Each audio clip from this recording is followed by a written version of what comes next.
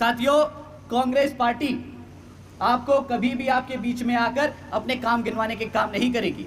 वो आपको आकर बीएसपी को गुमराह, हमारे बीएसपी के वर्करों को, समर्थकों को गुमराह करने के लिए हमेशा सिर्फ एक ही लाइन बोलेगी कि बीएसपी तो बीजेपी की बी टीम है।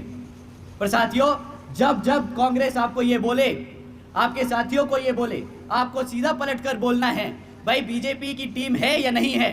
तुम बताओ, तुमने क्या काम किया पिछले 50-60 सालों में हरियाणा में। जब आप उनसे ये सवाल पूछेंगे तो उनकी हालत खराब हो जाएगी, पसीने छूटने लगेंगे, क्योंकि उनके पास आपको बताने के लिए कुछ नहीं है। हमारी जान बीएसपी, तेरे पे कुर्बान बीएसपी, तू तो गरीबां की पालनहार से।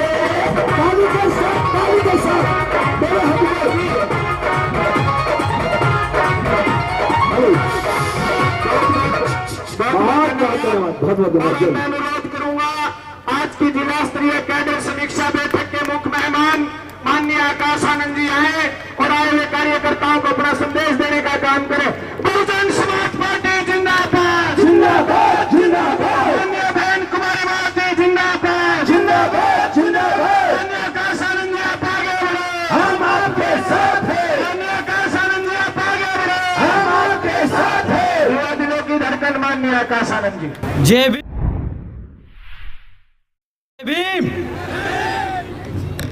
थक गए? काफी समय से आप लोग इंतजार कर रहे हैं। बहुत गर्मी भी है, तो इसलिए मैं आपसे दोबारा नहीं बोलूंगा जय भीम बोलने के लिए। पर आप जो इतनी देर से इतनी गर्मी में आप सब बैठे हैं, इससे मैं समझ गया कि आपने मन बना लिया है कि आने वाले लोकसभा आम चुनाव में और आने वाले विधानसभा चुनाव में आप हाथी को हरियाणा से दिल्ली भेजने का काम करने वाले हैं।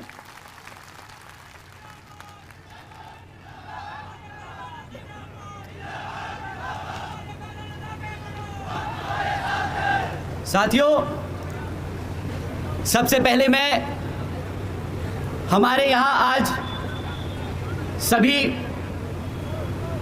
बड़े बुजुर्ग और हमारी माताएं बहनें जो इतनी बड़ी संख्या में इस समीक्षा की रिव्यू मीटिंग में शामिल हुए हैं, तो आप सभी के लिए एक बार जोरदार तालियां हो जाएं।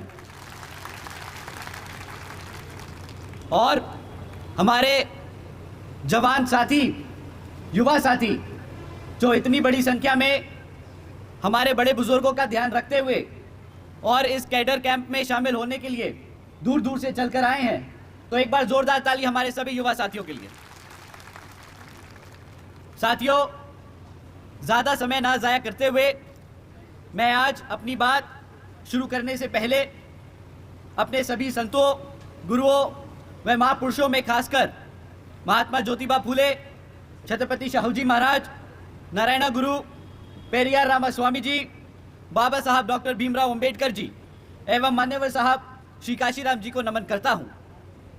मान्यवर साहब श्री काशीराम जी की एकमात्र उत्तराधिकारी आदरणीय बहन कुमारी मायावती जी को भी मैं नमन करता हूं। उत्तर प्रदेश की 4 बार मुख्यमंत्री, लोकसभा व राज्यसभा की कई बार सदस्य रही आदरणीय बहन कुमारी मायावती जी, जिन्होंने अपने सभी SC, ST, OBC एवं अल्पसंख्यक समाज के साथ साथ सर समाज में से गरीबों और कमज़ोरों के लिए अपना पूरा जीवन समर्पित किया है। मुझे गर्व है कि मुझे ऐसे महान नेता के नेतृत्व में काम करने का मौका मिल रहा है। आदरणीय बहन कुमारी मायावती जी का मैं हार्दिक अभिनंदन और आभार व्यक्त करता हूं। आज आप सबके बीच में आकर आप सभी का भी मैं तहे दिल से शुक्रिया अदा करता हूं और अपने आप को एक खुशनसीब व्यक्ति मानता हूं कि मेरे को आप जैसे साथी लोग मिले इस मूवमेंट और मिशन को आगे बढ़ाने के लिए। आप सभी का तहे दिल से धन्यवाद और शुक्रिया। आज हिसार और सिरसा जिले की सभी माताओं, बहनों, बड़े बुजुर्ग के साथ साथ यहाँ मौजूद सभी युवा साथियों का जो यहाँ की इस कमेटी समीक्षा कम बीएसपी की कैडर मीटिंग में शामिल हुए, तो आप सभी का स्वागत। साथ ही साथ आज यहाँ मंच पे मौजूद हमारे सभी छोटे बड़े पदाधिकारी और सभी कार्यकर्ता गणों का मैं तहे दिल से स्वागत और धन्यवाद करता हूं। साथियों, आज हमारे साथ मंच पर मौजूद Shri Anand Kumar ji, BSP national vice president, साथ साथ श्री रणधीर सिंह बेनीवाल जी, श्री कुलदीप बलियान जी, श्री राजवीर जी, श्री डॉक्टर प्रदीप जी, श्री लीलू राम आशा जी, श्री राम सिंह जी, डॉक्टर हरपाल सिंह जी और श्री रोहित गरवाल जी, उनके साथ साथ कृष्ण जबलपुर से, आप सभी का भी मैं तहे दिल से स्वागत और धन्यवाद करता हूं। साथियों, अब मुद्दों की बात पे आते हैं। साथियों, जैसे कि आपको मालूम है कि बसपा को बने 39 साल हो चुके हैं और इन 39 सालों में हमारी पार्टी के संस्थापक परम पूज्य मान्यवर साहब श्री काशीराम जी और एक छोटे से परिवार में जन्मी, दिल्ली की गलियों से निकलकर दिन रात एक कर अपना पूरा जीवन और अपना परिवार इस पार्टी व मिशन और मूवमेंट के लिए त्याग कर बहन जी ने हम दलितों और पिछड़े समाज को राजनीतिक की मुख्य धारा में लाने का काम किया। साथ ही साथ गरीबों और कमज़ोरों को इतना मान सम्मान दिया कि आज कोई भी राजनीतिक पार्टी हमारे इस वर्ग को नज़रअंदाज नहीं कर सकती। साथ ही साथ अल्पसंख्यक समाज को उसके हकों के बारे में जागरूक कर इस भारत में भाईचारे के आधार पर एकजुट कर समतामूलक समाज की स्थापना करने की पूरी कोशिश करी और सर्व समाज को एक ऐसी सरकार देने का काम किया जिसकी कल्पना हमारे गुरु बाबा साहब डॉक्टर भीमराव अंबेडकर जी ने की थी। साथियों, 39 साल पहले ये पार्टी, ये मिशन, ये मूवमेंट मान्यवर साहब जी ने जब शुरू किया था तो आप सब ने उनका बढ़ चढ़कर साथ दिया और आप सब भी युवा हुआ करते थे।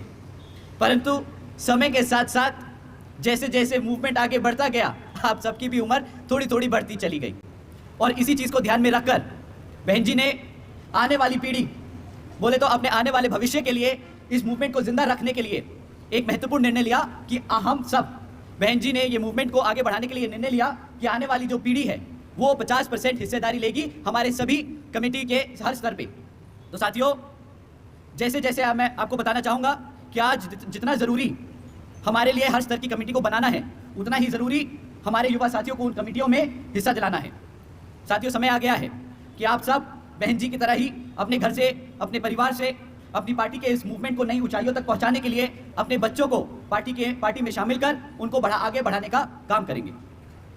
साथियों, जैसा कि आप सबको मालूम है कि अब कुछ ही समय में लोकसभा के आम चुनाव होने वाले हैं और वर्तमान की बीजेपी जेजेपी सरकार आपको गुमराह करने के लिए साम दाम दंड भेद आदि का इस्तेमाल कर सकती है, पर आपको इनकी बातों में ना आकर इनसे इनके कामों के बारे में पूछना है। साथियों, जब आप उनसे इनके कामों के बारे में पूछेंगे तो आपको पता चलेगा कि इनके कामों की लिस्ट बहुत छोटी है और इनकी विफलताओं की लिस्ट बहुत लंबी। पिछले कई वर्षों से बीजेपी जेजेपी की सरकार चल रही है और आज तक भी ना यहाँ गाँवों में पक्की सड़कें बनी, ना यहाँ घरों तक 24 घंटे बिजली पहुँची, ना यहाँ नए स्कूलों का खोलने का काम किया गया, ना यहाँ रोजगार देने का काम किया गया और ना ही यहाँ पे जाति और धर्म के आधार पर जो दंगे हो रहे थे उन पे लगाम लगाने का काम किया गया। साथियों, आज भी बीजेपी जेजेपी ने सरकारी नौकरियों में SC ST OBC भर्तियों पर रोक लगाकर रखी है। आपको जानकर हैरानी होगी कि आज भी 1,80,000 से ज़्यादा सरकारी नौकरियां हरियाणा सरकार में खाली पड़ी हैं। आज बीएसपी कहती है कि अगर हमारी आने वाले विधानसभा आम चुनाव में सरकार बनेगी तो जैसे बहन जी ने अपने शासनकाल में यूपी में सबसे पहले आते ही जो सरकारी नौकरियों में बैकलॉग था उसको पूरा किया, उसको भरा, उसी तरह हरियाणा में सरकार बनने पर सबसे पहले बैकलॉग भरा जाएगा। साथियों, आज भी बीजेपी जेजेपी ने एजुकेशन पॉलिसी यहां पर लागू नहीं करी और तो और इस सरकार ने अपने शासनकाल में 2,500 से ज्यादा स्कूलों को बंद करने का काम किया। साथियों, आज बीएसपी कहती है कि जिस तरह पिछड़े बुंदेलखंड क्षेत्र में बाबा साहब doctor Bhimrao Ambedkar medical college और झांसी में मान्यवर श्री काशीराम जी पैरा मेडिकल ट्रेनिंग कॉलेज की स्थापना की थी, उसी तरह यहाँ पर भी हमारे बच्चों को एजुकेशन में आगे बढ़ने के लिए medical colleges, training centres, senior secondary schools, primary schools की स्थापना की जाएगी। साथियों, जब हमारे बच्चे पढ़ ही नहीं पाएंगे तो कहाँ से नौकरियां ले पाएंगे और जब अपने नौकरियां नहीं मिलेंगी तो कैसे वो अपने पैरों पर खड़े हो पाएंगे। साथियों, जो इस सरकार ने हमारे बच्चों को पढ़ने से रोका है पिछले 5 से 10 सालों में, इससे इनकी ये जो मनुवादी सोच रखने वाली मानसिकता है वो दर्शाती है। तो आपको इनकी मीठी मीठी बातों में नहीं आना है, इनके ऊंचे लंबे चौड़े वादों को सुन के बहकना नहीं है। इनसे पूछना है कि भाई जो पिछले 10-15 सालों में एजुकेशन पॉलिसी को लेके आप लोगों ने इतना बड़ा मुद्दा बना के रखा है, उसको आज तक आपने जमीनी स्तर पे लागू क्यों नहीं किया। साथियों, आप सब जानते हैं कि किस तरह से हमारी आशा वर्कर्स लंबे समय से अपने हकों के लिए धरने पे बैठी हैं और इस सरकार ने कितने समय तक उनको नजरअंदाज किया है। तो साथियों, आज बीएसपी कहती है कि हरियाणा में सरकार बनने पर हमारे आशा वर्करों की सबसे पहले सारी समस्याओं को हल किया जाएगा, उनका उचित समाधान किया जाएगा।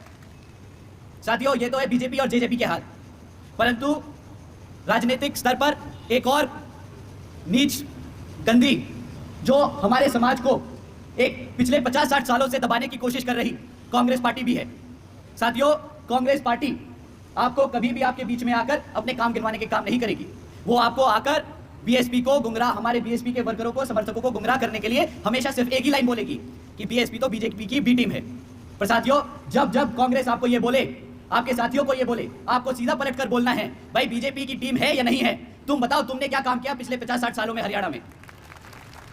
जब आप उनसे ये सवाल पूछेंगे तो उनकी हालत खराब हो जाएगी, पसीने छूटने लगेंगे, क्योंकि उनके पास आपको बताने के लिए कुछ नहीं है। अगर उनके दिल में जरा सी भी इंसानियत बची होगी तो वो आपको सच्चे दिल से बताएंगे कि किस तरह उनकी सरकारों ने हमारे बाबा साहब को भारत रत्न देने से रोका। वो अगर उनके दिल में जरा सी भी इंसानियत होगी तो वो बताएंगे किस तरीके से उन्होंने मंडल कमीशन रिपोर्ट को लागू नहीं होने दिया। साथियों, ये कांग्रेस वही कांग्रेस है जिसने अपने सारे शासनकालों में हमारे समाज को, बहुजन समाज को, पिछड़े समाज को दबा के रोक के उस पर सिर्फ राज करने का काम किया। साथियों, अब समय आ गया है कि आप भी हरियाणा में बीएसपी की सरकार बनाने के लिए मन बना ले, ठान ले। साथियों, ये इसलिए मैं कहता हूं क्योंकि जब हमारे लोग, बीएसपी के लोग बहुजन समाज पार्टी और बहन जी की सरकार को याद करते हैं, यूपी की सरकार को याद करते हैं, तो वो उन्हें समय याद आता है जब बहन जी ने सावित्रीबाई फुले शिक्षा योजना लागू करी थी, जिसके तहत 7 लाख से ज्यादा बच्चियों को 12वीं तक की शिक्षा प्राप्त करने हेतु 600 करोड़ से ज्यादा की लागत हमारी बच्चियों पर खर्च कर हमारी बच्चियों को अपने पैरों पर खड़े करने के लिए बहन जी ने अपने समाज की बच्चियों के लिए खर्ची थी। उन्हें याद आता है वो समय जब बहन जी ने देश में पहली बार सरकारी कॉलेजेस के स्टूडेंट हॉस्टल्स में अन्य पिछड़े वर्गों के छात्रों के लिए 27% आरक्षण की व्यवस्था तय की थी। साथियों, साथ ही साथ बहन जी ने महामाया गरीब बालिका आशीर्वाद योजना के तहत 3,25,000 बच्चियों को 1-1 लाख रुपए देने का काम किया। साथियों, इस योजना के तहत बहन जी ने 3,250 करोड़ रुपए अपनी बच्ची को देने का काम किया।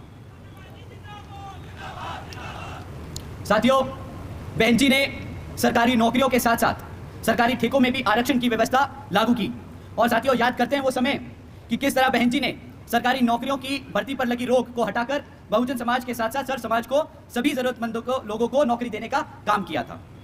साथियों, बहन जी ने प्रदेश की व्यावसायिक technical institutions, engineering colleges, polytechnic एवं इंडस्ट्रियल ट्रेनिंग इंस्टीट्यूट्स में अन्य पिछड़े वर्गों के लिए 27% सीटों की आरक्षण तय की थी।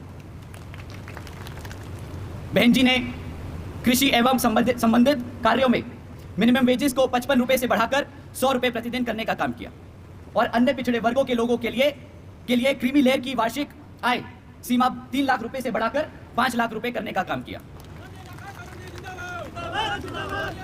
साथियों, साथ ही साथ बहन जी ने गन्ना खरीदे के दाम को भी दुगना कर दिया था और आदरणीय बहन जी ने अपने शासनकाल में 90,000 से ज्यादा शिक्षकों को सरकारी नौकरी दी, 1 लाख से ज्यादा सफाई कर्मचारियों को भर्ती किया, 2 लाख से अधिक जवानों को पुलिस फोर्स में भर्ती किया।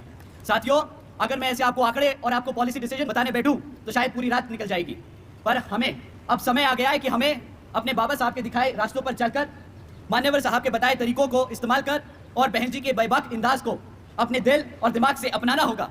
तो साथियों, समय आ गया है कि अब हम सब एकजुट होकर हर समाज के हर एक व्यक्ति को बसपा से जोड़ने का काम करेंगे और बता देंगे कि हम आ रहे हैं हर एक उस चीज के लिए जो इस संविधान में हमारे लिए हमारे गुरु देकर गए हैं, बाबा साहब डॉक्टर भीमराव अंबेडकर जी।